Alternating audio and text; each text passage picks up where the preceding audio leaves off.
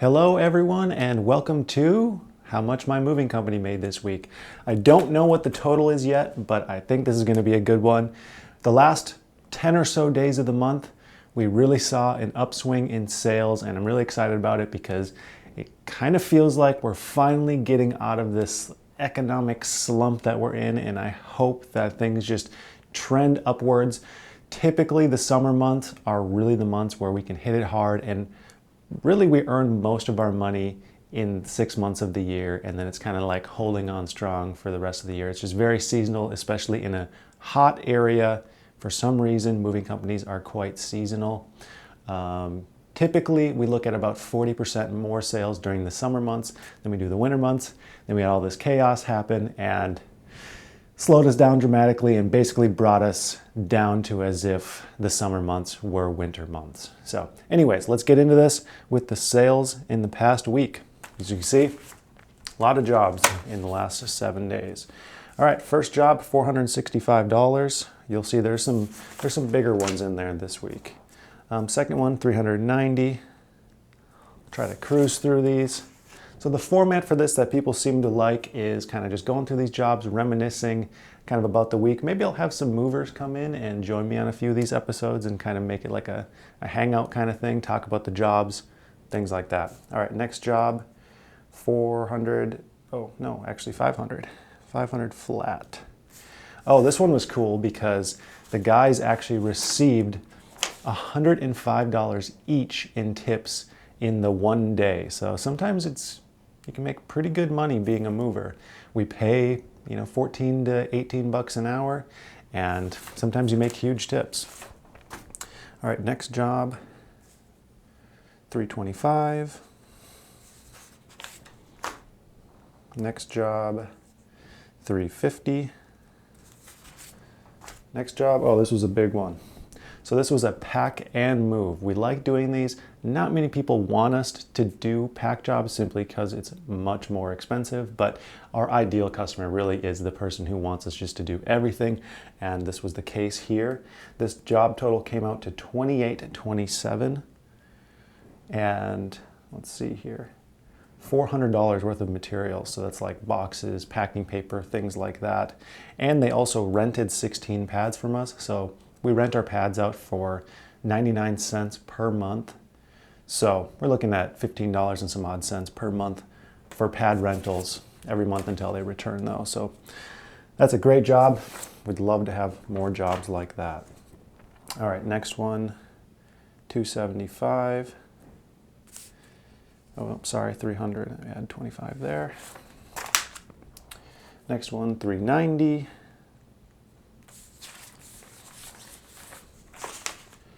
Next one, 440. Next one, 300. And this one went into our storage. It was just one storage vault, but hey, extra 60 bucks a month. Love to see it, slowly filling up that storage. With the storage over here, I mean, if it was a normal year, we would have it much more full than we do, but I'm just glad that we're getting a few here and there just to slowly fill it up.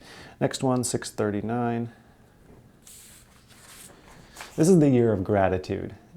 We're in this terrible economic situation, but I just have to keep reminding myself to feel gratitude that we're even open, that I haven't lost the business. So despite how bad things are, I still got to focus on the gratitude. All right, 470. Next one, 350. Next one, 639. Next one, 440. Next one, 680. 305.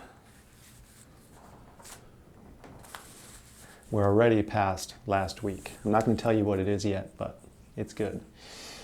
Okay, this one was another larger job. No, it was about average. Average for last year anyways, $652. But this was another pad rental. They rented 20 pads, 99 cents each per month, so $19 and some cents extra per month. Another thing I would like to talk about is the value of an upsell. So anytime you have a customer You're spending all this money up front or work or goodwill to get this customer. So because you already have that customer, the value of earning an extra dollar from a customer that you already have is much higher than earning a dollar from a new customer, because you don't have to advertise to get that customer. You don't have to make more connections. You don't have to do more work to get that customer. He's already your customer. So any upsell that you can do is worth, I don't know, 3, 4, 5 times as much as if that was from a new customer, because you're not having to pay for the acquisition of that customer. So whenever we have upsells like pad rentals, storage rentals, packing, I love those because it's really worth so much more than just the dollar amount that we're seeing, because it's just all like, could be almost looked at as if straight profit, not quite, but it's just worth more than a normal dollar from having to acquire a new customer. Anyways, next customer. 410. Next one, another decent sized job, 1,042. This one was actually yesterday. The guys were out late on this one. I actually passed them on my way home. They were getting back at like 10:30 p.m. I had to wait for a mechanic to come replace a tire on a truck. It's just been nonstop issues there. All right, next one. $300. Next one. 825. Oops, that's 300,000. I accidentally wrote 300,000 instead of 300, I wish. 825. All right, we only got a few left here, folks. Next one, 300.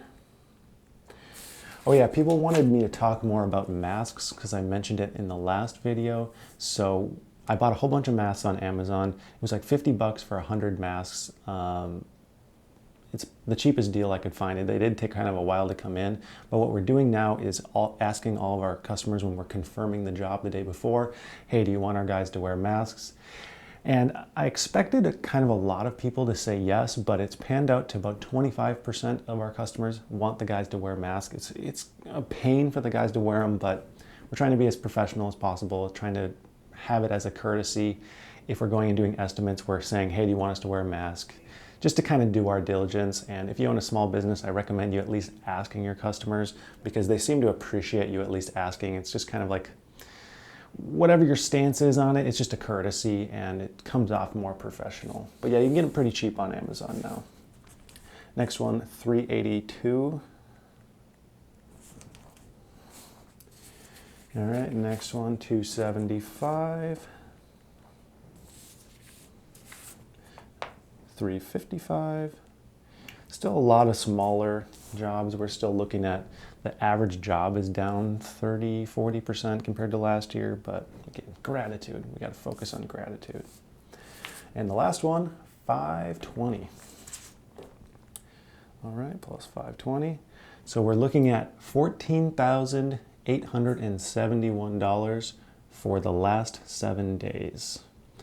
Still pretty far down from the same time last year, but I can't complain when comparing it to last week. I just hope that this upward swing keeps on going. Like I said, focus on gratitude.